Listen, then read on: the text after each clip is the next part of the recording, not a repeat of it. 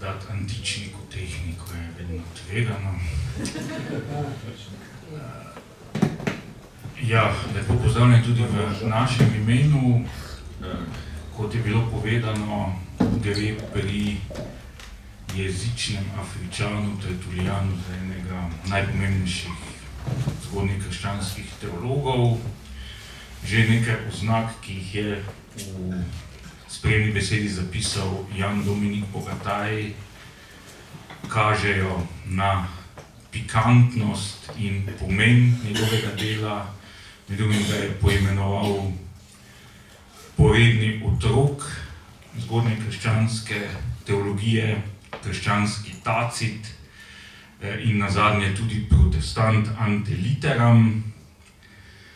Vse te oznake pa seveda kažejo, da je Tertulian še kako zanimiv tudi danes.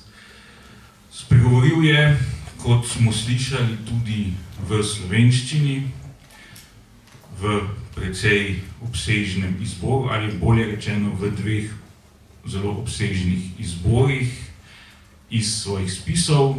In na začetku bi se nekoliko pogovorili ravno o tem, kaj Tertulian sedaj v slovenščini že pove. Pa bi najprej prosil Jana Dominika Bogataja, ki je tako rekoč spiritus movens te nove, sveže izdaje, ki je išla v sozaložništvo Teološke fakultete in založbe Kut Logos. Torej bi te prosil, Jan Dominik, da nam predstaviš vsebino in genezo tega svežega izbora. Ja, najlepša hvala tudi v mojem imenu vsem, ki ste se danes pridružili na tej avanturi. Prav k začetkom res krščanske literature. S Tertulianom smo dejansko pri tistih začetkih, ko se je krščanstvo iz grškega sveta začelo širiti dani razvejani, bogati latinski kulturi na severnoafriških obalah. Tudi ni znano, da nima, ali je on že imel kakšno predlogo, recimo prevoda Svetega pisma, ali je prevajal kar sam, ker je bil vsekakor dvojezičen, ne? In tudi neka določena dvojezičnost vrste ljudi je bila potrebna, da smo prišli do te slovenske izdaje. Treba je, hvala Aleš za to vprašanje, no, ker se mi zdi zelo pomembno, da opozorimo tukaj na začetku na eno temo oziroma na eno obdobje, ki je verjetno v slovenski, recimo temu, literarni zgodovini ali pa splošno zavesti, se mi zdi kar nekako prezrta oziroma premalo poznana. Se pravi, govorimo o tistem medvojnem obdobju, ki je seveda poznano po marsičem, družbeno, politično, ampak v tem kontekstu nas dejansko tisto obdobje in ukvarjanje Slovencev, nekaterih posameznikov, pravzaprav kar skupine posameznikov, postavlja v dejansko, upam si reči, nek vrh tudi v svetovnem merilu, kar se tiče ukvarjanja s patristično literaturo. Namreč, takratni spiritus movens oziroma agens je bil nekdanji tudi rektor Ljubljanske univerze, dr. Franc Xaver Lukman, ki je potem v 30 letih okrog sebe zbral eno res intelektualno, sijajno, za takratne razmere sijajno izobraženo, tudi podkovano ekipo prevajalcev. Večinoma so bili to klasični filologi, nekateri duhovniki, po večini kar šolani zunaj, torej na Dunaju, v Gracu. In dejansko že v 30 letih zasnoval obsežno zbirko 50 patrističnih prevodov v slovenščino.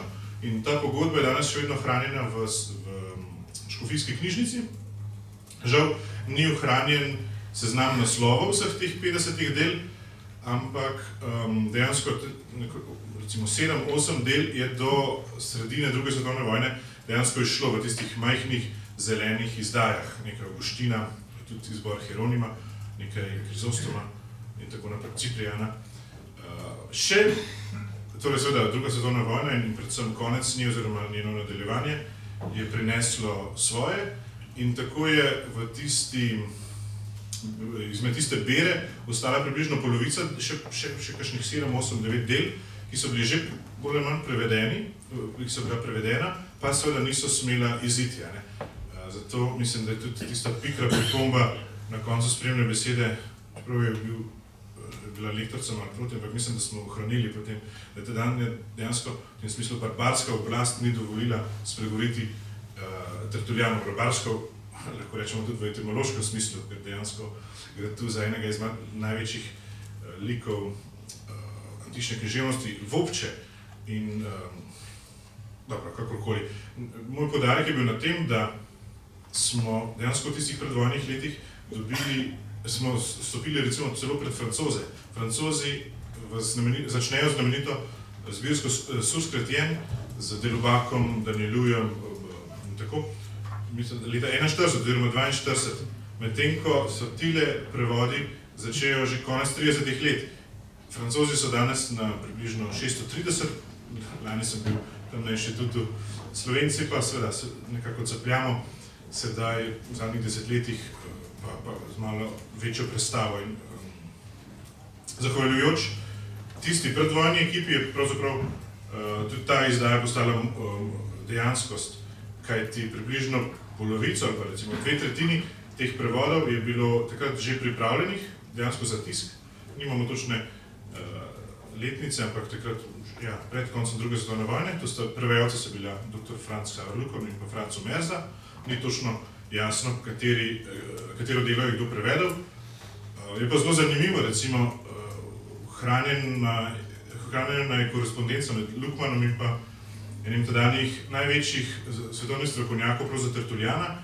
In tam je zanimivo, Luckmann piše tudi v enem članku v Bogoslovnem vestniku, kako je pravzaprav on bil na tem svetovnem nivoju dejansko, tudi Luckmann je dejansko imel en ugled, kajti tega Nemca je popravil v eni stvari in ga dejansko dopolnil, tako da smo res lahko ponosni na tiste začetke. Nekaj več o tem, kako je potem od tistih tipkopisov prišlo do prvih številčnih oziroma digitalnih zapisov, bo povedal brat Miran. Jaz pa lahko povem, da sem dobil, sedaj v koncu koronskega časa, ko je bilo malo več možnosti za to delo, tista besedila, ki so bila že pretipkana, pravzaprav sem jih odkril oziroma sem se z njimi spopadel, ko smo pripravljali izdajo Latinski očetje v molitvi in tja uvrstili že eno izmed Tertullianovih del, ki je bila takrat že prevedena, se pravi tisti traktat o molitvi, to je šlo pri Celjski Mohorjevi družbi. Medtem ko smo se potem odločili, da vsa ostala prevedena dela vključimo v svojo izdajo, seveda jih je bilo potrebno temeljito jezikovno pregledati, čeprav gotovo bralec lahko občutil, da je večino del, oziroma polovica, 2/3 teh del prevajal nekdo izpred desetletja, ampak smo zavestno želeli pustiti to časovno patino. Predvsem pa je bilo potrebno kar nekaj filološkega dela, kajti Tertullian se je ohranil v nekaterih primerih fragmentarno oziroma v zelo ozki rokopisni tradiciji, tako da je ogromno tekstno-kritičnih vprašanj in seveda z novejšimi izdajami se tudi ta vprašanja razrešujejo, tako da je bilo možno dejansko besedilo posodobiti tudi na podlagi novih kritičnih izdaj, opremiti z opombami in podobno. No, sam sem potem dodal še ta prevod obsežnega dela o ostajanju mesa, ker se mi je zdelo, da tudi nekako spada. Seveda, Tertulliana je zanimivo, je bil na začetnik te latinske tradicije in njegovega opusa je res ohranjenega ogromno, 3000 strani, verjetno kritičnih izdaj, tako da dela še ostaja. No. In potem smo seveda nekako tudi zahvaljujoč RRS-ju uspeli to izdati in je sedaj končno, seveda kot že druga knjiga Tertullianovih slovenskih prevodov na voljo bralcem.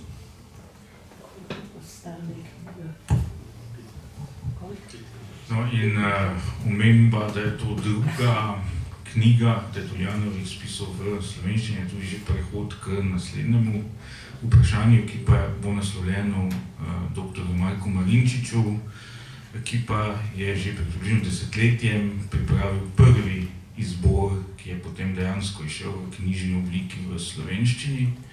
Ta je izšel pri založbi Modrijan, zdaj že na pol pokojni, kolikor vem. In mislim, da se tudi spominjam prvih korakov te knjige, ker smo na seminarju pred davnimi 23 leti obravnavali res zanimiv spis De Spectaculis. Takrat mislim, da je bil celo načrt, da bi to išlo v zbirki Studia Humanitatis, ali pa je moj spomin že malo peša. Ja. Skratka, na koncu se je iz tega izcimil izbor Tertullianovih, lahko bi rekli, nekoliko bolj posvetnih spisov, pa bi morda Marko nekaj povedal o tem svojem izboru, njegovem nastanku, njegovem pomenu. Ja, hvala. Sej ne bi zelo dolgo, ker ta knjiga obstaja že več kot 10 let, danes bi govorili raje o tej novi. Ampak vseeno, ker se neka vprašanja odpirajo, ki bomo sigurno tudi tukaj želeli. To je pravzaprav, kot si že omenil, jaz pa svoje strani, ko lahko povem, izšlo iz moje šolske vsakdanjosti na oddelku za klasično filologijo, kjer pač vsakih nekaj let vzamemo kakšno patristično latinsko besedilo. Dvakrat se mi zdi, ali trikrat smo Tertuliana, v zadnjem času Lactantia, vsake toliko časa.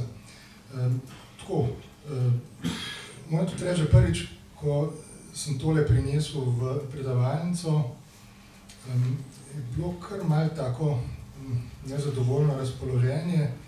Nekateri so se kar malo grdo držali, študenti, in z zobmi škripali. Pa ne zato, ker gre za krščanskega avtorja, ker se mi zdi, da nekateri med temi so prav gotovo celo obiskovali verouk, ampak ker jim je bilo to v nekem smislu skrajno tuje. Ker smo pač vajeni klasičnega kanona, in to je jasno, v središču, tako pri grški kot pri latinski literaturi. Potem nam je pa domač tudi renesančni humanizem, ki se pa seveda na ta kanon neposredno navezuje, seveda tudi v jeziku. Jezik je tisto, kar je tukaj še bolj tuje, kot pa vsebina. Zbral sem pa potem, ko sem se lotil, najprej moram povedati, prvi je bil tale krajši o vojaku in njegovem vencu, De Corona Militis, ki smo ga tudi enkrat brali skupaj študenti, pa je bil potem objavljen v reviji Tretji dan, potem ga je pa Ivan Špelič dal tudi na tisto spletno stran, kjer je tudi nekaj že tekstov, ki so zdaj šli v knjižni obliki. To je bilo prvo, ni bilo seveda prvo. Prva sta bila Lukman in Omerza, to je bil pa nek nov začetek. Jaz sem se tudi namenoma izognil temu, kar že je, in se je zdaj tudi izkazalo, da ne bi bilo potrebe prevajati to na novo. Apologetik sem takrat vendarle mislil prevajati, ker bi šel dobro v moj kontekst. Ampak sem se potem odločil za te druge stvari, ki so pa zanimive zame z čisto zgodovinskega stališča, kakšno je to prvo srečanje med novo religijo in rimsko državo ter pogansko kulturo, filozofijo, retoriko in tako dalje. Ta prvi trg je izredno zanimiv in Tertullian je v tem pogledu zelo poučen za vsakogar, ki ga zanima zgodovina krščanstva ali pa sploh zgodovina tistega časa. Drugi razlog je pa ta, o katerem bi pa verjetno v nadaljevanju lahko kaj povedali, kakšen je Tertullian kot literarni avtor, kakšen ekscesen slog ima. To je nekaj, kar je mene tudi skrajno privlačilo, kajti ravno v tem se kaže zelo, zelo poganskega. Tudi tu je ta spoj še zelo v povojih. Spoja pravzaprav ni. Ta začetek krščanske literature je nastal iz nekega traumatičnega konflikta in to se kaže v jeziku in slogu. To sta bila moja dva glavna motiva. Videti to prvo srečanje na latinskem zahodu in videti ta začetek proze krščanske proze v latinščini. Hvala lepa, gotovo se bomo v kakšnem poudarku potem še vrnili, se pa v pravi apologetski maniri čutim skoraj dolžnega protestirati, ker vse v tistem seminarju, kjer sem bil jaz udeležen, mislim, da nas je zelo veliko bilo takih, ki smo hodili k verouku in gotovo nismo proti Tertulianu protestirali iz ideoloških razlogov. Je pa bil nedvomno zelo težak in trd oreh za prevajanje, takrat iz tega razloga pa verjetno smo protestirali že iz lastne lenove. Miran, nekako je Jan že napovedal, da boš ti nekaj povedal o digitalizaciji Tertuliana na začetku. Sicer bi te pa, da nas nekoliko uvedeš v Tertulianovo misel, mogoče prosil tudi, da potem na hitro predstaviš njegovo mesto v krščanski teologiji, zlasti v zgodnji krščanski, zlasti v zgodnji latinski teologiji. Hvala za vprašanje. Najprej še lepe pozdrave od našega dekana Teološke fakultete, Janeza Vodičarja, ki me je poslal tudi kot svojega zastopnika, ker je pač tudi naša fakulteta sozaložnica te knjige. Smo veseli, da lahko sodelujemo pri tem projektu kot akademska ustanova, ker to je akademski projekt. Tertuliana sem srečal tudi jaz najprej na filozofski fakulteti, ker je bilo treba pri obveznem branju prebrati dve od teh del, ki jih je Marko tudi prevedel, da je De Spectaculis in pa De Cultu Feminarum. In potem seveda, ko sem študiral pa še teologijo in patrologijo podiplomsko, sem ga pa še večkrat srečeval in ga seznanil z njim kot enim od očetov tako imenovane regule fidei, ko se vzpostavlja pojem pravovernosti, ko je cerkev morala opraviti neko prvo resno teološko refleksijo pri iskanju izraza vere. In Tertulian to dela v latinskem okolju, ko krščanstvo spregovori še ta novi jezik, ker dotlej so praktično vsi znali, tam kjer se je verovalo, tudi grško. Ko pa krščanstvo pride do Severne Afrike, so tam bili pa najbolj neprodušno zaprti zopr grščino, ampak niso bili pa kaj dosti vešči in je bil potreben prevod. In zato je Tertulian kot teolog zelo pomemben, ker je presadil iz enega jezikovnega okolja v drugo jezikovno okolje. In zato je bilo potrebno vzpostaviti novo govorico, da se izrazijo vse te nove resničnosti, nove religije v starem jeziku. Starih religioznih pojmov niso hoteli uporabljati. Treba je bilo torej poiskati neke nove pojme, zdaj pa kako. Ali se jih vzame iz grščine, seveda so uporabili grške tujke, ali so ustvarili neologizme, teh je celo vrsto, recimo primer glagolina ficare, so zelo krščanski oziroma so to kristianizmi, ali pa se vzame celo morda še kakšno hebrejsko besedo. Skratka, Tertulian je oče krščanske latinščine, ki ni povsem Sondersprache, kot so rekli temu v začetku 20. stoletja, ampak vendarle je nek specifičen jezik, ki ga je razumela domača verska srednja. Podobno kot tudi danes. Naše pridige razumejo, koliko razumejo tisti, ki so vajeni naše govorice, za druge pa je to skoraj da že potrebovali prevajalnik. Tertulian je torej ustvarjalec latinske teologije, obenem pa je tudi kot spreobrnjenec zelo tipičen kristjan svojega časa. Rojen v poganski družini in vzgajan pogansko, se pravi normalno, tako kot večina populacije, se sreča z mučeništvom in to ga prevzame, da zamenja svojo vero. Ampak človek ostane pa isti in karakter ostane isti. In poklic ostane pravzaprav isti, bil je po vsej verjetnosti odvetnik. Ne vemo, ali je bil duhovnik ali ni bil duhovnik, nekateri to omenjajo, drugi ne. Iz del se ne da jasno sklepati o njegovem duhovništvu. Dejstvo pa je, da je ta njegova izkušnja spreobrnjenstva ga močno zaznamovala in da v tem spreobrnjenstvu ni znal ostati zmeren vernik, ampak je šel naprej, hitel dalje in ga je tako rekoč potem malo zaneslo. Zaneslo med montaniste, ki so bili bolj radikalni, bolj goreči, ampak ne pa tako zelo pravoverni. Čeprav glede temeljnih točk rovanja so bili na pravi strani, ampak niso sprejeli nekako razvoja v cerkvi, ki je šel morda bolj v smer neke strukturalizacije. Ker oni bi pa še kar še malo po starem, po karizmatično. Tertulijan je vendarle v tem svojem prehitevanju ostal dokaj zmeren, ker ga niso izključili iz kanona na neki način, ampak je bil še vedno avtoriteta v naslednjih stoletjih. Ni prišel do svetosti, nihče ga ni omenil kot svetega Tertulijana, ampak citirali so ga pa le in prebirali. Celo tista dela, ki so malce spotakljiva.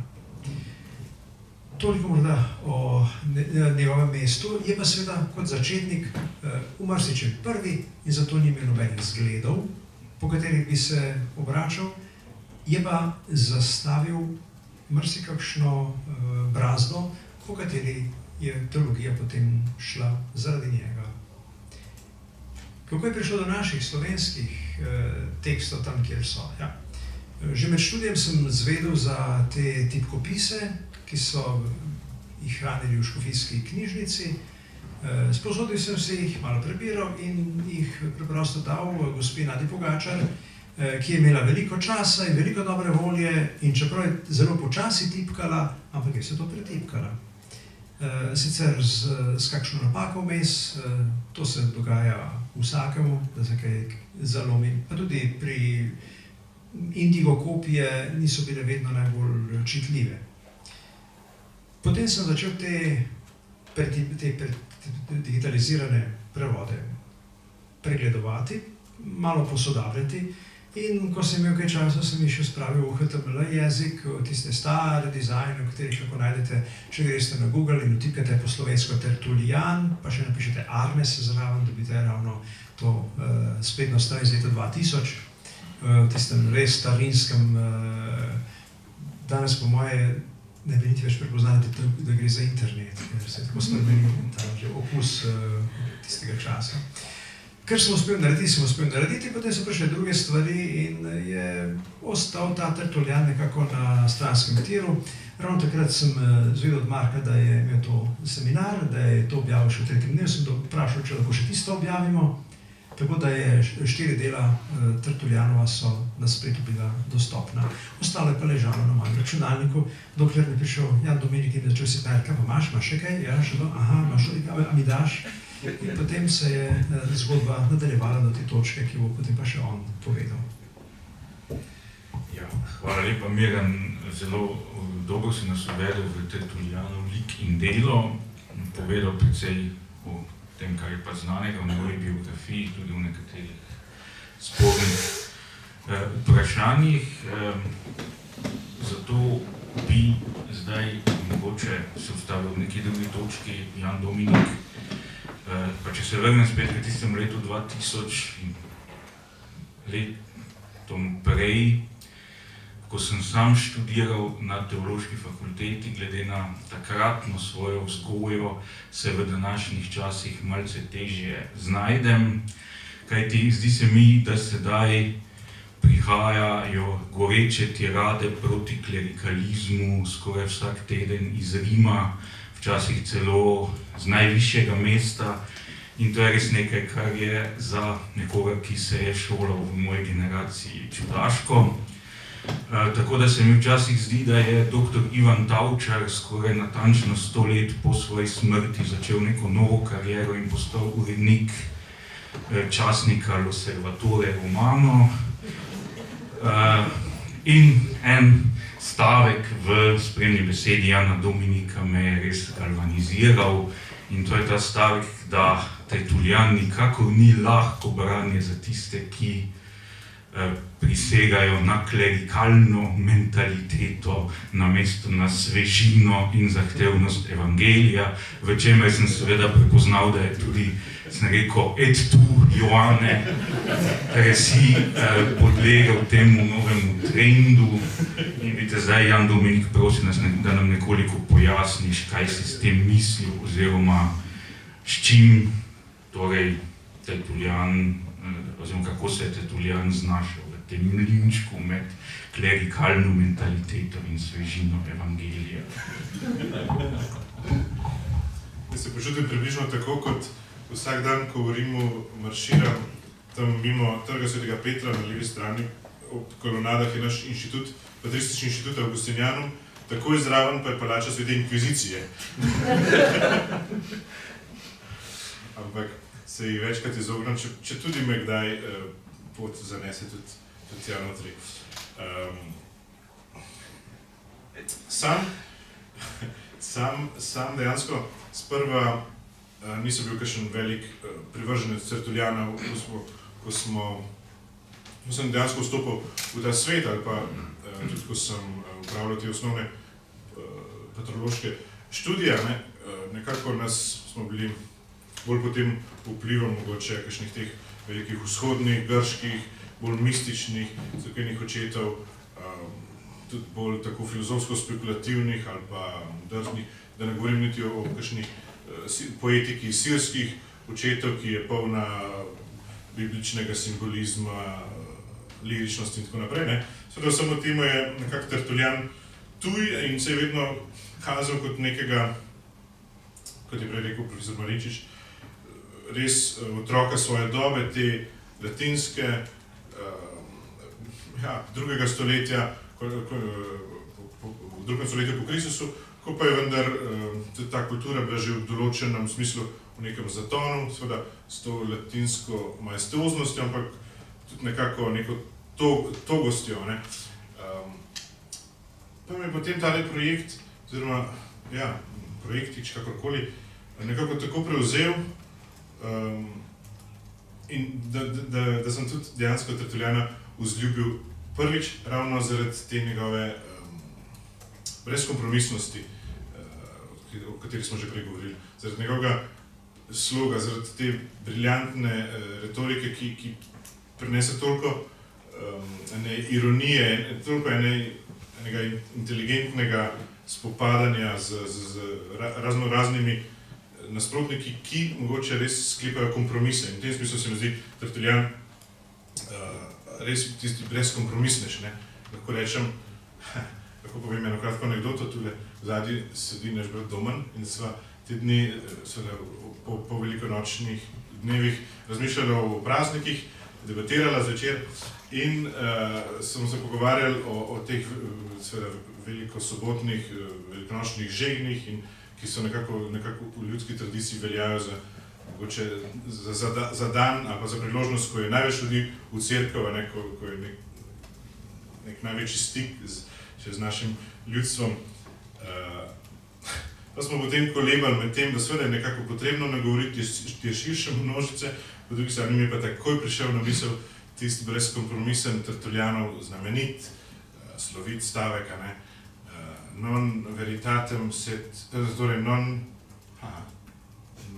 consuetudinem sed veritatem se nominavit, približno, se pravi, Kristus je sebe imenoval resnico in ne običaj. Se pravi, bi tudi Tertulijan danes verjetno na Veliko soboto, če je bil res v tem smislu duhovnik, povedal kaj krepkega nama. In v tem smislu vidimo njegovo brezkompromisnost. Jaz sicer verjamem, da ni bil duhovnik, ker o tem govori zgolj Hieronim, je bil krščanski laik, intelektualec absolutno svojega časa. In kot tak res ni šparal besede, oziroma se tudi ni bal verjetno posledica. Njegovo prvo delo, s katerim se začne ta izdaja in je pravzaprav njegovo najzgodnejše delo, je zelo kratko, je le nekaj strani, nekaj odstavkov naslovljeno Mučencem in tam se vidi, kako je Tertulijan dejansko pripadnik te druge generacije kristjanov, ko so se zadeve že nekako umirjale, ko pravzaprav tudi še ni bilo tistega prvega resnega preganjanja pod Sarendecijem, In se je stvar dejansko malo sprostila. Ne? Širše množice so vendarle že začele sprejemati vero in se je tista začetna gorečnost nekako ugasnila in potem pride res Tertullian kot en odgovor na to s tem svojim, lahko rečemo tudi rigorizmom, večkrat ga imajo za moralnega rigorista, potem današnje feministke ne bodo prav vesele njegovih besed, ne veliko krat velja za velikega sovražnika žensk, čeprav tudi to ni res. Ne. Lahko pa tudi povem, da nas veseli, Neža, da je kot prva izdaja Kud Logosa nekako bila zaprošena strani revije Mladina za recenzijo, tako da se prav veselimo, kaj bodo lepega tudi tam noter napisali. Vsekakor Tertullian je nek mejni avtor, kot je bil mejen v smislu tega cerkvenega občestva že takrat, na prelomu iz 2. v 3. stoletje je tudi danes in zato je velik in veličasten vsekakor.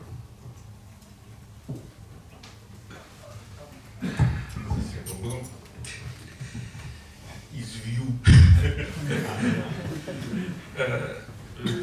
Ja. Res je, kot je povedal dr. Miran Špelič, je bil tudi še v mojem času Tertullian del obvezne lektire pri študiju latinščine, vendar se je že poznala erozija, ker nismo imeli samo še en spis, De Spectaculis, pa še tisti je bil k Tertoreh. Kakšno pa je Tertullianovo mesto v rimski književnosti, se pravi, če gledamo rimsko književnost kot celoto, slišali smo že nekaj o njegovih jezikovnih inovacijah, vprašanju, ali je pisal Sondersprache, kje on kotira v celoti rimske književnosti.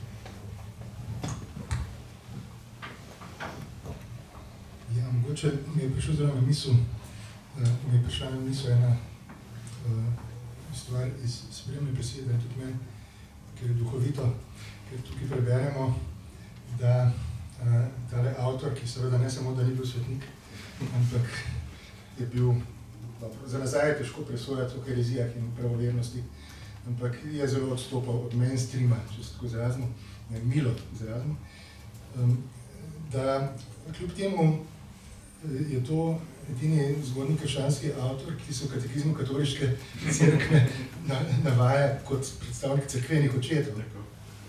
To je točen podatek. Gre za napad. Ni edini, ampak najzgodnejši. Najzgodnejši, ja. Se pravi, ta pojem cerkveni očetje ima tudi literarno-zgodovinski značaj in ga je treba razumeti širše, ker v temle času dejansko, mi smo še zelo daleč od prvega ekumenskega koncila, zelo daleč, in zelo značilno je, da Tertullian tukaj nagovarja ne rimskih oblasti, kot lokalne oblasti, tako politične kot sodne. In tudi kolikor se je vzpostavila neka uradna doktrina, je bil to lokalen pojav v tem času.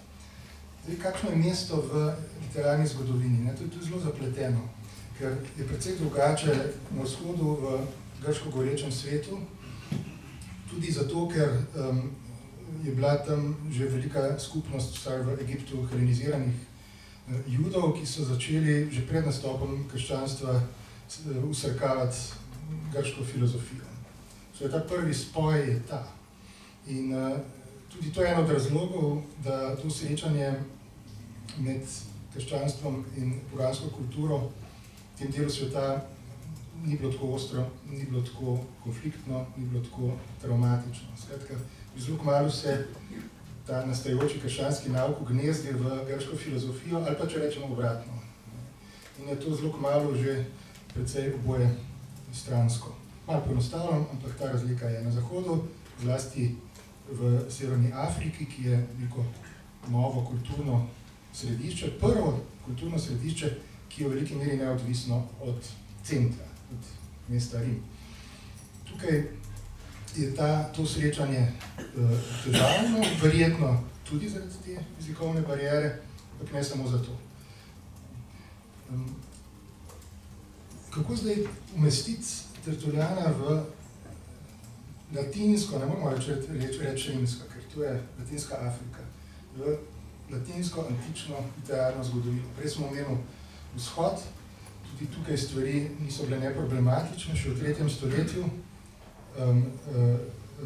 se neoplatonski filozof Porfirij zgraža nad judovskimi svetimi knjigami, ki jih je lahko bral v grškem prevodu, kot o nečem popolnoma barbarskem. Nečem popolnoma tujem in popolnoma neskladnem z njegovim lastnim idealom literarne kulture. Razlogi niso samo ideološki, seveda tudi to. V tem času skuša filozof, kot je Porfirij, cepiti neoplatonistično filozofijo na pogansko religijo. Ampak njegov pomislek je predvsem zadeval jezikovno, stilistično podobo tega besedila, ki ga je sicer lahko bral samo v precej dobesednem grškem prevodu, ampak vendarle si je lahko ustvaril približno podobo o tem, kar je zadaj.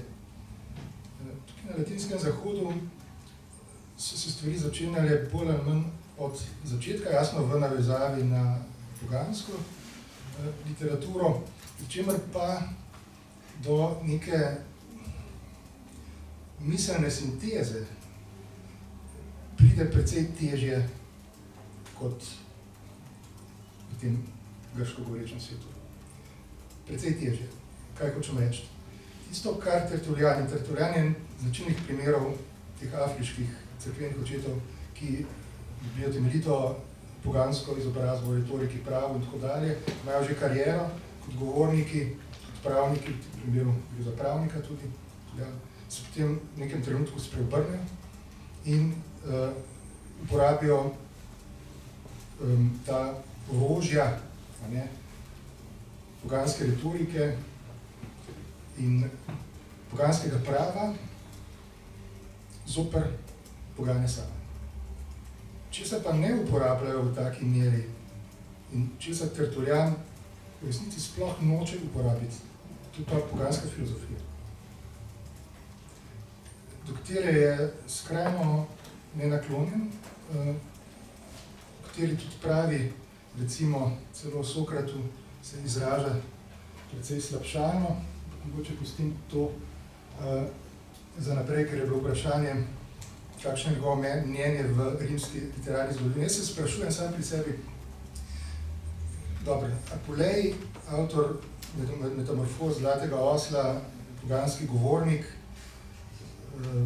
znan po svojem maniriranem slogu, izredno zahtevnem, ni mogel doživeti Tertulliana, ampak ta poganska kultura je bila zelo močna v tem času. Jaz se sam pri sebi sprašujem, kako so dejansko sprejemali ti, ki so bili naslovniki apologetskih tekstov, takole besedilo. Ne vem, če je užgalo. Ne vem, če je lahko. To je prvi poskus. Nisem prepričan. Po mojem jim je bilo zelo tuje. Zdaj bo to pa dva primera. Tukajle. Kako se po pravilih klasične retorike začne en tak tekst, pa ne bo dialog, ne bo traktat, ne bo karkoli. Recimo tole je sprejemljivo in to je začetek tegale spisa v grškem plašču, ko Tertullian demonstrativno odvrže togo kot grški državljan in si obleče grški plašč, ki je atribut filozofa. To je neposredna ataka na vse, kar predstavlja rimska država z rimsko kulturo vred. Takole se še recimo začenja tak tekst. Kartažanski možje prvi med Afričani. Starodavnost vas je požlahtnila, sedanjost obdarila z blagostanjem. Vesel sem, da živite v srečni dobi, ko se lahko kratkočasite s kritiko oblačilnih navad. Tako spokojno življenje se rodi iz miru in sitosti. Država in lepo vam dajeta same dobre stvari. To je spodoben začetek. Sprav, po načelih klasične proze mora biti uvodoma nek retorični ceremonial. Celo od pesmi, lirične pesmi se pričakuje, da bo našla nekega naslovljenca, pa če tudi to samo vaza, polna. Kako se pa ne začne, in kako začne Tertullian? In kaj je moralo šokirati njegove poganske bralce? To je pa začetek tega o vojaku, njegovem vencu, ko se zgodi spet en tak dramatičen dogodek. Ob cesarskem obdarovanju en vojak stopi iz vrste in se predstavi kot kristjan. Kako začne? In nobeno antično besedilo, ki ga jaz poznam, se ne začne tako abruptno. Zgodilo se je pred kratkim. V taboru se je po spisku izkazovala radodarnost preodličnih vladarjev, vojaki so z venci na glavah pristopali. Eden od njih, v resnici bolj božji vojak, stanovitnejši od sobratov, ki so v svoji prevzetnosti hoteli služiti dvema gospodoma hkrati, je blestev med njimi razoglav, držeč venec v nemaru. Že samo s tem dejanjem se da javno spoznati za kristjana. Med že bolj oddaljenimi vsak posebej, že je med bolj oddaljenimi vsak posebej kazal s prstom in se norčeval. Tisti v njegovi bližini pa so škripali z zobmi, mrmoranje. Na zadnji stvar pride na vhod tribunu. Vojak je bil medtem že stopil iz vrste. Spregovori tribun. Zakaj se nosiš drugače kot ostali? Odgovori, da mu ni dovoljeno kot drugim. In ko ga vpraša po razlogih, mu odvrne. Kristjan sem. Ker se pa začne ta tirada. O vojak, ki išče slavo Bogu. Toliko samo v ilustraciji. Mislim, da ta prevod Lukmanov in Omerzov je zelo ohranil te stilistične odlike, te zelo nekonvencionalne, ekscentrične, stilistične odlike Tertuliana, ki ne skuša poplitviti metaforičnega izraza. Ker ohranja tudi te alogične, božne metafore, ki se velikokrat sprevračajo v paradoks, sarkazem.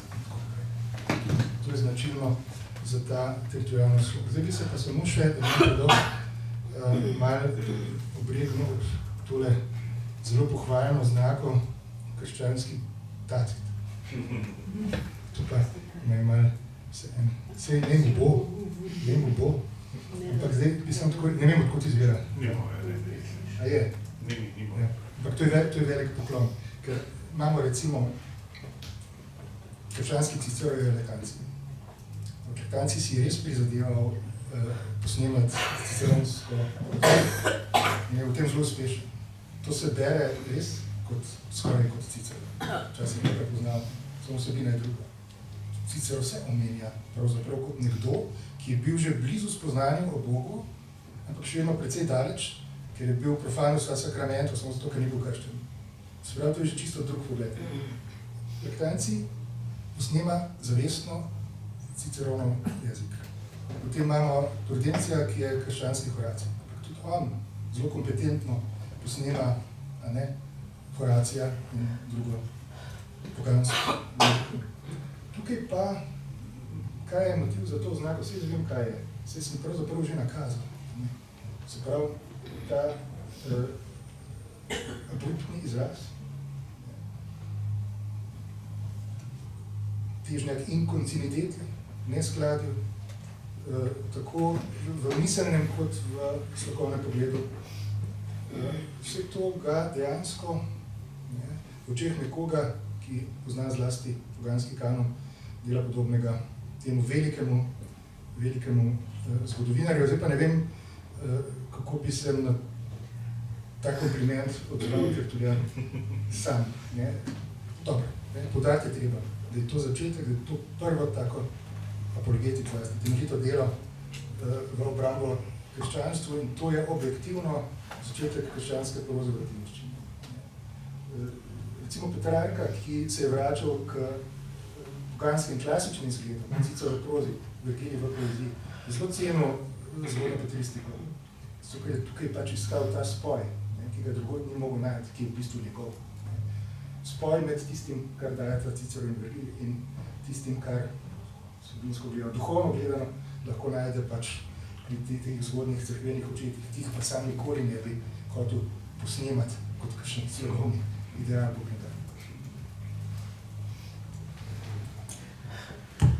Hvala pa za ta temeljit uvid. Večkrat smo že zdaj, pa večkrat se tudi sicer zastavi to vprašanje Tertulianovega krivoverstva. Zdi se, da je bil tudi Jan Dominik pri pisanju spremne besede nekoliko v zadregi, ker včasih besedo krivoverstvo, krivoverec, spet v duhu seveda novejših, hvalevrednih trendov, navede v narekovajih, včasih brez. Ampak dejstvo je, da ta oznaka se je na Tertulijana precej nalepila, nekaj smo o tem že slišali. Je pa vseeno, kot se je bilo že tudi povedano, presenetljiva potem njegova usoda, njegov velikanski opus, ki se je ohranil, ki so ga brez težav citirali. In tu človeku se pride na misel primerjava z njegovim mlajšim sodobnikom Origenom, ki je tudi na vzhodu hodil istočasno z kasnejšega vidika po robu, ampak vseeno izstopi potem tudi neka razlika, ker Origen ima težave, njegov ugled trpi, ali gre tukaj vendarle za to, da so zahodnjaki veliko bolj praktično usmerjeni, da jih pravzaprav te velike vsebinske teme ne zanimajo toliko, ali pa za kaj drugega. Mimo grede, ko si ravno omenil Origena, Origen na Zahodu sploh ni bil tako zelo demoniziran. Ena lepa zgodbica, mimo grede samo iz srednjega veka, ena nuna, ki je imela videnja in se pogovarjala z Jezusom, ga vpraša, ti Jezus, ki me vprašam, je te povede. A je Origen v nebesih ali ne? Je rekel, seveda je. Pa še za Marine praznik je tako osvetljen, zato je tako lepo pisal moji mami. Pa njo. Tako je. Zahod očitno ni bil tako zelo kritičen in strog do teh zmernih krivovercev, oziroma so ti kriteriji malce drugačni.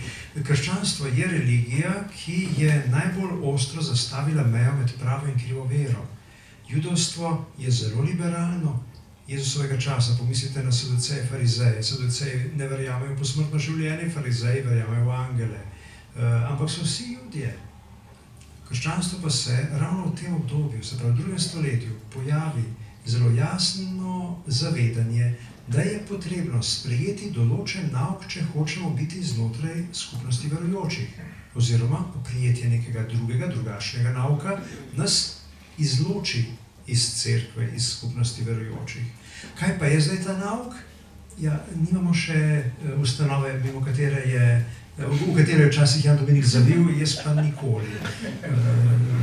Sem ostal pri svoji veri brez kongregacije za nauk vere, oziroma dikastelje ponovno zdaj za nauk vere. Te stvari so se dejansko godile zelo, zelo naravno, mi bi rekli temu verujoči pod vodstvom Svetega Duha. In tako je tudi Tertulijan, ki ga jaz vidim kot recimo malo prehitevajočega, je ostal v veliki meri še na strani prave vere.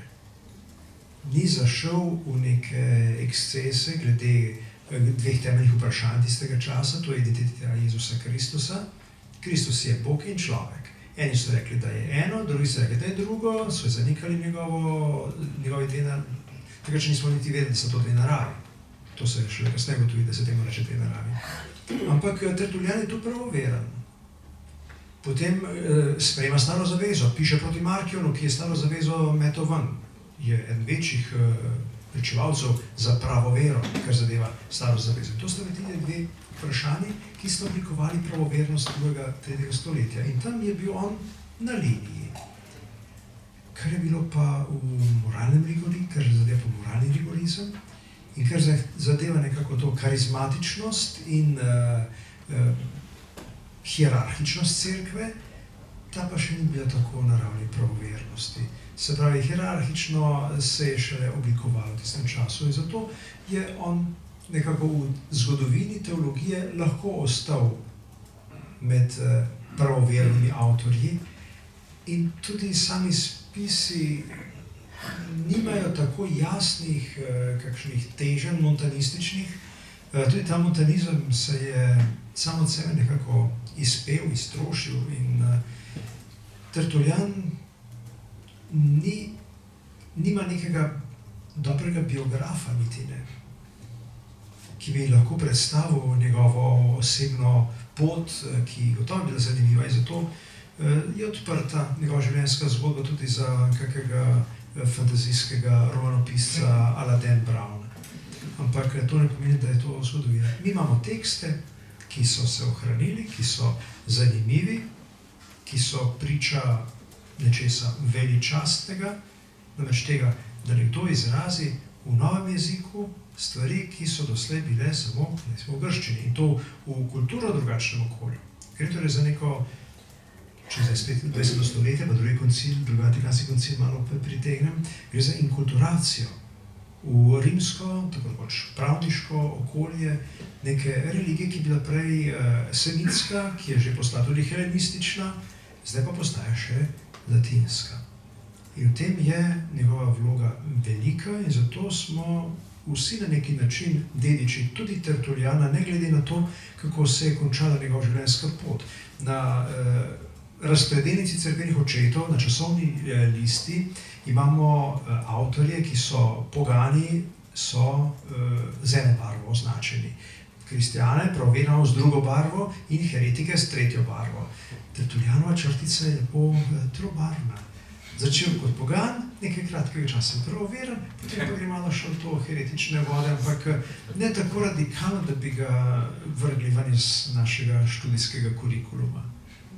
Tako da ostaja pomemben in tako kot se je nanj Ciprian sklical, kot se je nanj opiral tudi Avguštin, tako se lahko tudi mi danes z vsemi temi poznavanji, ki ga imamo danes v tistih časih.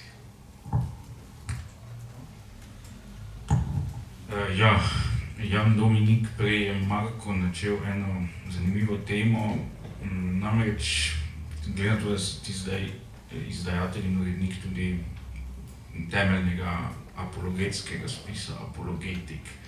Kako je bilo res z naslovniki teh apologetskih spisov? Marko je podvomil v to, da bi taki spisi imeli sploh kak vpliv na pogane. In to je pravzaprav tudi stara teza Eberharda Heka, da ti apologetski spisi, ki so na zunaj namenjeni poganskim naslovnikom, so v resnici namenjeni kristjanom samim, ali zlasti tistim, ki mogoče malo oklevajo, ali bi sklepali preveč kompromisov s pogansko okolico. Kako se tebi zdi, zdaj, ko si se natančno poglobil v Tertulianovo apologetiko?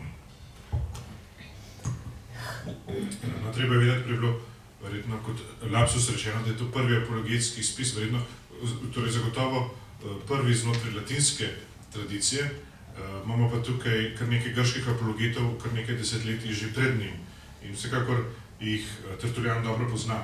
In v tem smislu vsebinsko ni povsem izviren, oziroma so mesta, kjer dejansko se zelo dobesedno referira na nekaj teh grških apologetov, ker je pravzaprav sam bil obojezičen, je znal dobro grško.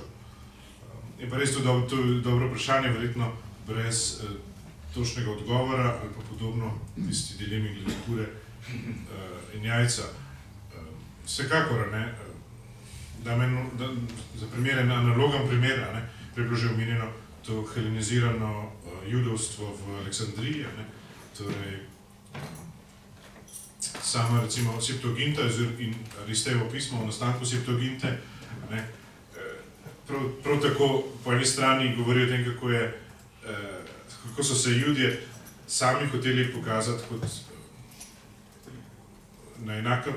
kot narod, ki je na enakem kulturnem nivoju, kot so bili Grki, se pravi bilo namenjeno navzven, ad ekstram, po drugi strani pa so hoteli sami pri sebi utrditi svojo identiteto, da so enakovredni. In jaz mislim, da je tukaj za podobno strategijo.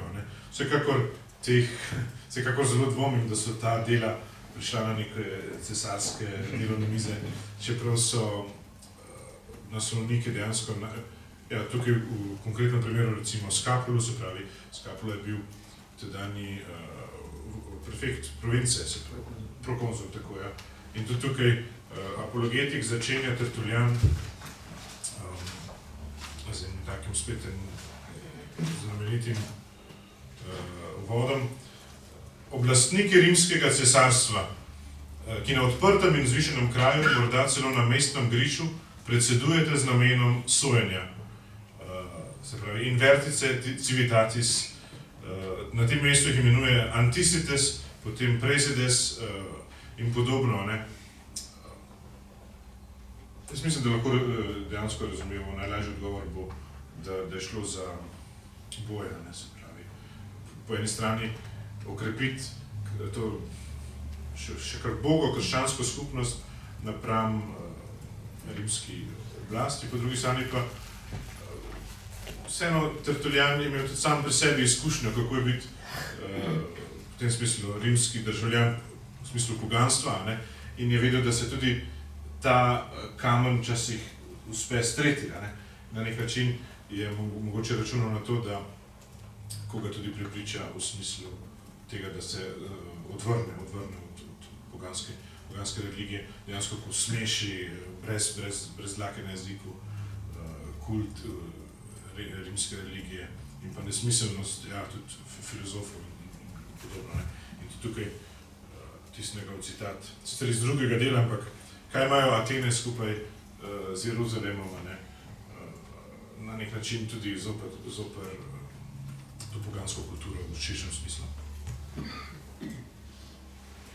Pa zdaj tudi sijajen prehod k naslednjemu vprašanju, ki bi se ravno ustavil ob tem tudi enem od najbolj znanih Tertullianovih citatov, kot si jih povedal, je natisnjen tudi na platnici. Imel sem spomin, Marko, da si takrat davnega leta gospodovega 2000, torej še v prejšnjem tisočletju, dejal, da nekako dvomiš v iskrenost Tertullianove poudarjanja popolnega nasprotja med Atenami in Jeruzalemom, med akademijo in cerkvijo, pa se je potem izkazalo, da verjetno moj spomin tu ni bil čisto točen, ampak kako resno je glede na Tertullianov opus treba jemati to nasprotje. Ja, sej, popolnoma možno, da sem kaj takega govoril, ampak potem sem se malo bolj temeljito ukvarjal s Tertullianom, sem malo spremenil ta pogled, predvsem sem se pa malo bolj temeljito ukvarjal s tistim, ki prijo potem, z Lahtanci. In to mi je bilo poučno. In zakaj gojim te dvome? Ne? Zdaj, recimo, delo, ki je nastalo sočasno, verjetno malenkost poznejše, Octavia Minutia Felixa, je v literarnem smislu bistveno bolj simpatično moralo učinkovati nekemu poganu, ker ima obliko dialoga, ker se tam dogajajo zanimive stvari. Sogovornik na začetku poljubi Serapisov kip, potem pa ta Minuti Felix, dramatis persona, temu nasprotuje in ga prepričuje in ga na koncu prepričuje. Mislim, da tisto bi jaz vzel kot nekaj, kar bi lahko učinkovalo. Tukaj pa nisem prepričan, zakaj, ne? Imam ravno odprto. Ta Tertullian odnos do filozofije je problematičen. S tem si ni mogel pridobiti simpatij izobraženega poganskega bralca, ker neizobražen torej ni namenjen. Kaj govori o filozofiji? Tukaj trdi proti koncu, ja, razpravlja o teh potvorbah svetega pisma in tako dalje, potem pa začne preprosto trditi, da spravi za to znamo vprašanje prioritete, ali je bil prej Mojzes ali Homer in tako dalje, tukaj malo drugače. On trdi, da so tile poganski filozofi, Heraklit, stoiki, platoniki, Epikur, vsi skupaj, da so oni v bistvu odkrili staro zavezo. Mislim, takole, ko so namreč Boga kratko in malo našli, o njem niso govorili tako, kot so ga našli, tem so se prerekali, kakšen je, kaj je in kje je. Nekateri so trdili netelesen, drugi je telesen, platoniki, stoiki, skratka, površno navaja potem nauke poganske filozofije in potem nadaljevalnik pravi, da na podoben način so pa nekateri popačevali pogani namreč celo malo zavezo. On trdi v bistvu, da so izhajali iz svetih knjig. Lahtanci ima čisto drugačno strategijo. Lahtanci, ki je pisal svoje Divine Institutiones, Božji nauk, verjetno še v času Dioklecijanovih preganjanj, ker on je bil poganski retor v Nikomediji, ravno pod Dioklecijanom, ki je bil velik preganjalec kristjanov. Potem pride v Konstantinovo bližino in je pričal vsem tem preobratom, Konstantinovi spreobrnitvi, drugačen kurs rimske države v odnosu do krščanstva. Ampak jedro te knjige, ki izhaja še iz časa pred temi odločilnimi dogodki, ki je značilno apologetsko, tukaj se skuša Laktanci okoristiti z strategijami prepričevanja, ki pomenijo hude kompromise. On je pripravljen priznati, da je Sibila navdihnjena na podoben način kot kakšni preroki. Nepredstavljivo pri Tertulianu, ki se ravno ob Sibilo bregne, to ni nič. Hermes Megistos kot avtoriteta. Skratka, kliče na pomoč poganske avtoritete, jasno, ima tukaj nek zahrbten namen, to je retorični prijem, ampak skuša se približati, skuša iskati. Pravi, ne, da so bili taki, kot je Cicero, kot je Vergilij, že kar blizu spoznali. So že vedeli nekaj približno, se jim je sanjalo o enem bogu. So bili vseeno zaslepljeni, ampak samo zato, ker niso krsta mogli dobiti. To je popolnoma drugačna strategija apologetske, recimo, obrambe. Po mojem veliko bolj učinkovita. Tudi glede na visok položaj, ki ga imel Laktanci v strukturah rimske države še kot pogan, se mi to zdi prepričljivo. Tukaj vidim eno temeljno razliko. Zdaj pa ne, lahko še o temle Quid Athenis nekaj rečem, ker sem si šel pogledati zelo natančno, odkot to. Imamo pri Tertulianu Quid Athenis et Hierosolimis. Kaj imajo Atene skupaj s Jeruzalemom, kaj ima akademija z cerkvijo, kaj imajo heretiki s kristjani. Že pred tem v De Spectaculis srečamo nekaj podobnega, ampak brez teh učenih navedb, samo Quid Luci cum tenebris, kar je direkten citat iz Pavlova druga pisma Korinčanom, temu pa doda Quid vitae et morti. Kaj ima življenje, kaj ima luč s temo, in potem še zraven, kaj ima življenje s smrtjo. Govori pa o poganskih igrah. V izhodišču vsega tega je drugo pismo Korinčanov, kjer je, to so vse reference na to mesto. Ne dajte se upeljati v jarem z neverniki, kaj imata namreč skupnega pravičnost in krivičnost, kakšno občestvo ima ljud s temo, kakšno je soglasje med Kristusom in Belialom, kaj imata skupnega verujoči in neverujoči. To je istočnica, sam Pavel je istočnica. Pri Tertulianu jaz mislim, da je to zavračanje totalno, vendarle. Korišča se s pogansko retoriko, s poganskim pravom, sprejema pa poganskega miselnega sveta, filozofije, tako naprej. Predvsej pozneje Hieronim parafrazira ta isti citat in pravi Qui consensus est Christo et Belial, quid facit cum Psalterio Horatius. Kaj ima ta skupaj Kristus in Belial? Beliar je zdaj, ne? Kaj ima skupnega Horacij z psalmi, čeprav z Davidom? Kaj ima Maron, čeprav Vergilij z evangelistom? In kaj ima Cicero z apostolom, namreč ravno Pavlo, ki je dvije vsega tega. Jaz mislim, da Hieronim, vendarle, to je eno pomembno vprašanje s Hieronimom, je bil tukaj sposoben že neke dvoličnosti, ker njegov odnos do poganske kulture je bil popolnoma drugačen. On je bil prepojen, brez tega ne bi bilo tudi Vulgata, ne kaj še je pisal. Hieronim je prepojen s tem in veliko vprašanje Hieronimovega življenjepisa je ravno to, Ali je on po tistem, ko ga je pri poslednji sodbi Bog obsodil, da je ciceronijanec in ne kristjan, in ko se je potem umaknil v osamo, a je res takrat Cicerona pustil doma.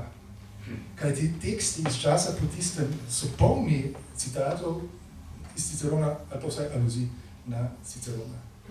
In večinsko mnenje je, da gre tukaj vendarle za neko dvoličnost, ki pa je že odraz neke zdaj že možne sinteze. Ja, moram reči, da se mi zdaj porodilo eno povprašanje, ampak ko se pomikamo proti koncu, se mu bom odrekel. Ena stvar, ki me je vedno zanimala, dr. Špelič, pa je, kako bi Tertulianovo mesto v krščanstvu, v katoliški cerkvi, recimo, predstavili v današnji čas. S kom bi se dalo Tertuliana primerjati, da bi bila njegova vloga podobna. Najprej mogoče z vidika denominacij. Slišali smo iz spremne besede, da je to znako protestant ante litteram. Kateri denominaciji bi Tertulian pripadal? Potem pa mogoče na drugi ravni pa, kdo bi bil pa Tertulian znotraj današnje katoliške cerkve? Bi bil človek, ki je tradicionalist, ali bi bil raje dr. Karl Gržan? Tertulian je vsekakor bil ujetnik svojega značaja in ga je nosil in mu ni ušel. In zato je enkraten in ga ni mogoče ponavljati.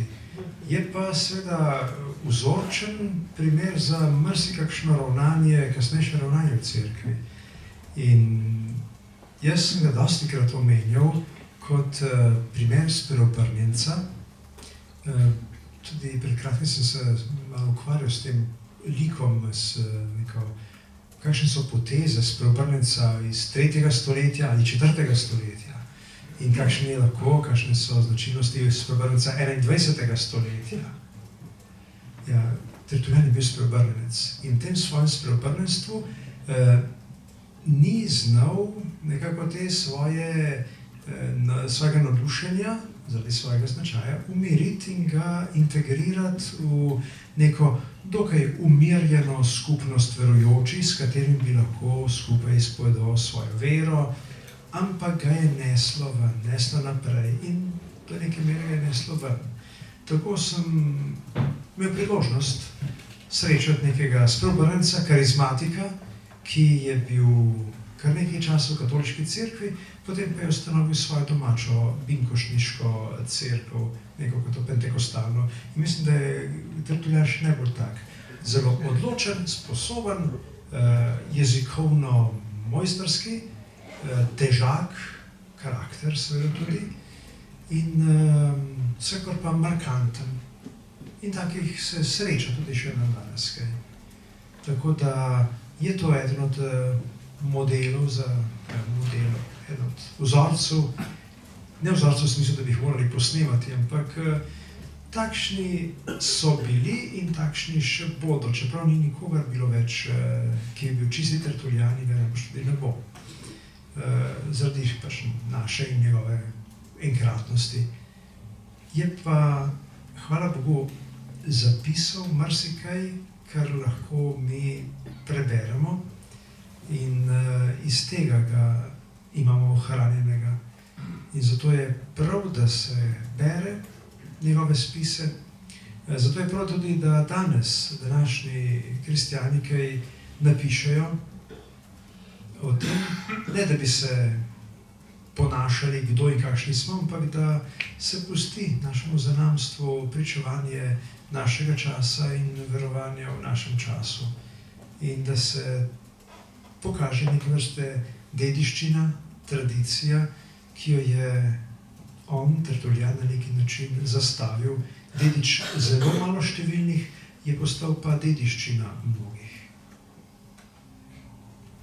Zelo dobra oznaka nas je pripeljala do konca, se mi pa vseeno zdi prav, da na koncu spregovori Tertulijan sam in ena od bolj posrečenih potez Janove izdaje je tudi to, da se je posvetil nekaterim znanim Tertulijanovim aforizmom, pri čemer se je seveda izkazalo, da, kako se je mnogim zgodilo, med drugim tudi v Ovidiju, da so njihove aforizme iztrgali iz konteksta in jih velikokrat danes navajamo pravzaprav narobe, pa če bi mogoče nekaj teh odsvirkov za konec Jan nam predstavil.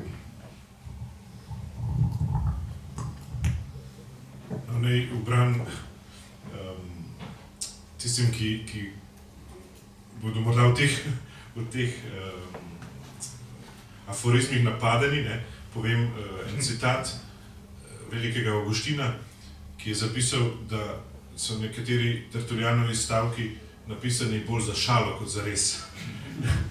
Vsekakor pa sem prepričan, da je vsakdo v tem prostoru, že tudi pred izidom te knjige, slišal kak citat, kak navedek, ki je bil pripisan Tertulijanu, poleg tega znamenitega, kaj imajo Atene z Jeruzalemom, smo dali na zadnjo pletnico knjige še enega, ki se ga ponavadi malce drugače navaja, ampak v originalu se v apologetiku ob koncu sliši takole, kri kristjanov je seme. Potem, da se spomnim že tudi iz časa svojega študija, pri filozofiji smo večkrat govorili o tem navedku, credo quia absurdum est. In tukaj se že, sicer tukaj bi lahko znova odprli eno daljše poglavje, žal ni časa, ampak kar pomeni gotovo je, oziroma verujem, ker je nesmiselno, tukaj se pravzaprav Tertulijana večkrat predstavlja kot nekega strašnega fideista. Prej bilo govora že o njegovem odnosu do filozofije, sam sem mnenja, da pravzaprav ni bil toliko fideist, kolikor pravzaprav ni bil niti filozofsko dovolj izobražen, kar se iz nekaterih njegovih navedb o filozofiji vidi. On nekako trosi te neke predsodke, ki so bili povezani z nekim domnevnim naukom določenih filozofov, in to se dejansko v teh spisih vidi.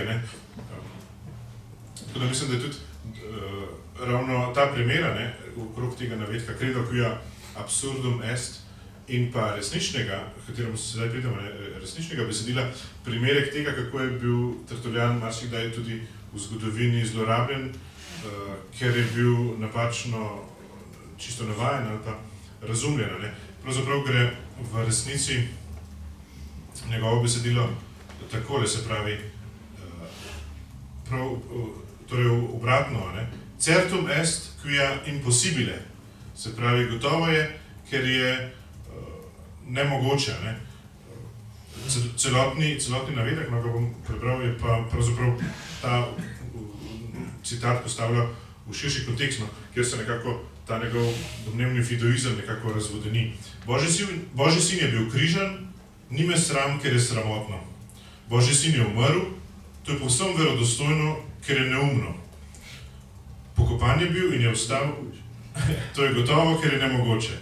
Tako, se pravi, gre vsekako za nek paradoks, ne gre pa za nek iracionalizem. Vsaj sam bi tako dejal. Če smo bili že prej pri feministkah, ženska nekje imenuje tu est Janua diaboli, ti si hudičeva dver. Tudi ta navedek verjetno zahteva svojo kontekstualizacijo. Potem nekaj lepšega, recimo, sola est oratio quae deum vincit. Samo molitev je, ki Boga premaga. Tudi lep citat za naš Vademekum. Potem se lahko stavimo še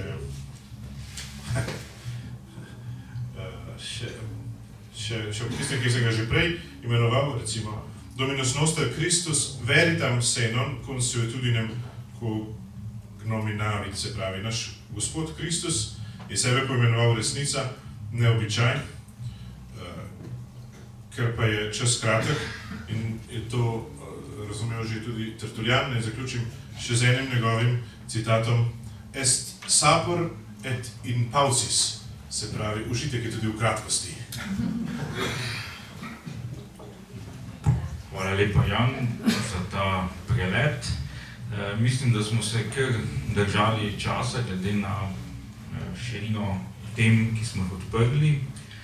Morda pa bi vseeno dali kakšno besedo tudi občinstvu in če se je porodilo kakšno vprašanje, kakšna misel, predvsem vprašanje seveda, potem lahko sedaj spregovorite ali pa zavedno umolknete.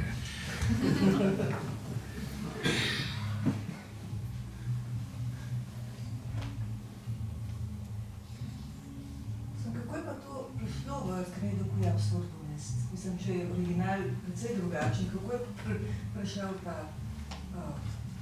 priljubljen izrek? Pa precej drugačen ni, vse smo slišali, se pravi, certum est quia impossibile, gotovo je, ker je nemogoče, kar je vse malo... Ja, vsebinsko ni, ne, ampak nekako verbaliziranje pa precej... Tako, jaz osebno mislim, da je do tega prišlo zaradi tega, ker so ga hoteli schematizirati kot fideista. Vsaj tako je moje mnenje, no, ker je bil tako, recimo, nominalno nasproten filozofiji, racionalizmu, če temu rečemo. Čeprav je tudi sam, ko smo videli, globoko racionalen, ampak nekako se je proslavil s tem. Mogoče ga je zaznamoval ta drugi citat, kaj imajo Atene z Jeruzalemom in je bilo potem potrebno. Seveda je to se zgodilo gotovo v srednjem veku, ko je bila potrebna večja schematizacija. Sem ravno hotela vprašati, da se ne bi se ve, kdo je prvi uporabil tak quia absurdum. Prele sem šel iskat, sem našel en članek, ampak sem pravzaprav pozabil, znano je, ja, kdaj se je to zgodilo. In dosti pozneje. Jaz mislim, v resnici, to je pač ena številnih parafraz, tega je polna ta tradicija, recimo, nekjer rekel Pantare. Nimamo citatov iz predsokratikov, imamo glavne parafraze. Tako da to ni nič tako edinstveno, po mojem. Jaz mislim, da to sklada z Tertullianovo miselnostjo. Problem so potem videli v tem, da se ga je označilo kot iracionalista. Problem se je potem videlo v tem, ker ni nobene osnove za to v tem pisanju. Jaz ne vidim nikakršnega iracionalizma. Vidim pa neko ekscesno retoriko in na tem mestu dejansko je govor o čem? Je govor o Kristusovem, o križanju človečenega Boga in o njegovem stajenju. O tem govori tukaj. In kako se pa zdaj izrazi v originalu, meni se zdi to pravzaprav precej bolj škandalozno, a ne? Kaj ti, ne? To zgodbo na nek način razvrednoti v retorični paradoks. Meni se zdi to, za moj okus, je to blasfemično. Pravi, verjetno je, ker je neumno. Mislim, sli se kot duhovičenje, ne? Ja, sej, to je tudi, kar se jaz sprašujem v zvezi s tem našim prijateljem Tertullianom, ali je on tole pisal ali pa govoril ves čas skozi zobe in z mrkim izrazom, ali se je posmehoval ob teh svojih sarkazmih. Ali pa mogoče hotel, da bi se videli, kako pameten je. To pa na vsak način. To pa skupno s svojim rojakom Apulej. Kakšne so možnosti, da bi mladina prišla do te vsebine, da bi začela malo razmišljati globlje, da se ne bi ukvarjala samo s pikanjem pa gledanjem na računalnik. Mislim, da bi dobila eno duhovno širino, ne pa takšna žalost primitivna, kot jo danes imamo. Kaj pa z računalnikom narobe?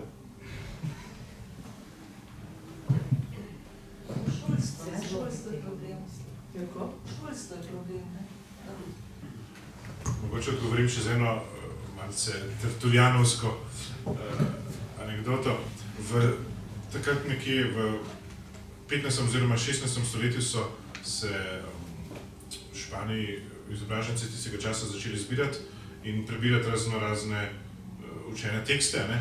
In potem je v španščino prišla beseda tertulija, ki danes označuje pravzaprav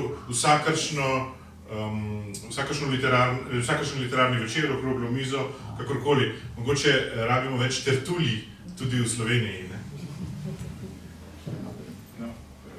Mogoče jaz bi vseeno kot neki pedagoški delavec vzel malo v bran mladino.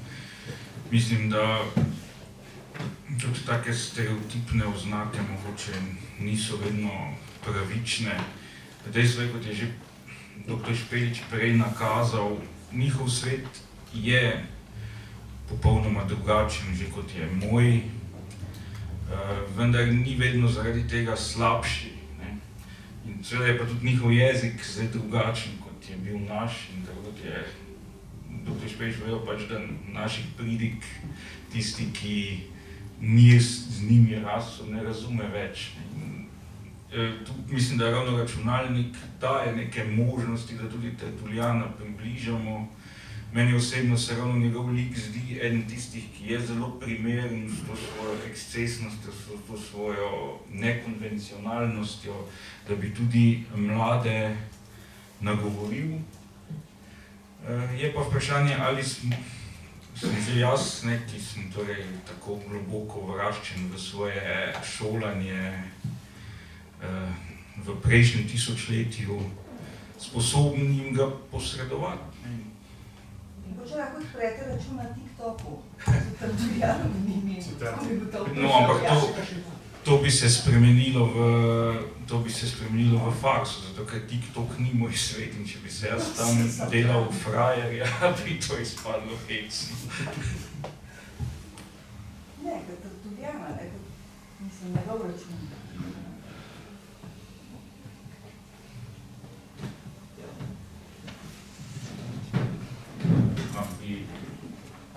Če ni več vprašanj, bi pa povabil k besedi še našo gostiteljico, doktorico Ignacijo Friedl-Jarc, da nam nameni nekaj besed. Ja,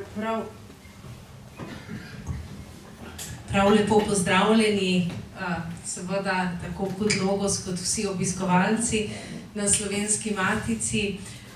Moram najprej izreči iskreno zahvalo založbi kot Logos, s katero odlično sodelujemo, vedno pridejo k nam z izredno eminentnimi gosti in predstavljajo knjige pri nas. Pred kratkim smo imeli zelo lepo, tudi presunljivo, subtilno predstavitev knjige Jožeta Snoja, Očetov sin, sin očetov. Danes pa smo seveda lahko ob 4 izrednih poznavalcih tako antike kot tudi srednjega veka spoznavali Tertulijana. Moram priznati, da pritekla iz okrogle mize o slovenstvu med slovanskim, germanskim in romanskim svetom in predvsem, ki je bilo zasnovano predvsem kot vprašanje, kakšna naj bo vizija in na čem naj se opira slovenska identiteta danes, kakšna naj bo vizija naše politike, naše države. In profesor dr. Ernest Petrič je dejal, edina formula je samo, da se opremo na krščanske vrednote, iz katerih izhajamo. In da teh seveda nikoli ne pozabimo, te svoje tradicije. In kaj je seveda lahko bolj imenitnega, da začnemo na enem od temeljev, kot je tudi Tertulijan. Moram ob tem še priznati, da seveda smo kar malo nevoščljivi na matici, založbi kot Logos, ker se vas je zbralo takšno izjemno število. Moram reči, da so naše predstavitve knjig bolj skromne, tako da ste vabljeni tudi na njih. Ampak nam je seveda kot Logos zdaj razkril, kaj je formula in kam se spet ponovno na srečo usmerja pogled in branje slovenskih bralcev. Tako da naj z vami delim skrivnost, da sem v svoji ponovni viziji za Slovensko matico predlagala, da Slovenska matica ustanovi 2 zbirki. Prva bo zbirka Gantarjeva knjižnica, kjer bomo izdajali prevode iz grške književnosti oziroma grškega slovstva, grške tradicije in druga Simonitijeva knjižnica, kjer bomo izdajali latinske spise. Tako da kot Logos čaka vas huda konkurenca, zdaj pa smo vsi prijatelji in to je bil šele začetek simpozija, nadaljevanje sledi zunaj, saj so naši gostje prinesli tudi nekaj za prigrizniti in za popiti. Hvala vsem, ki ste prišli in iskrena hvala za tako tehtno predstavitev knjige. Hvala lepa.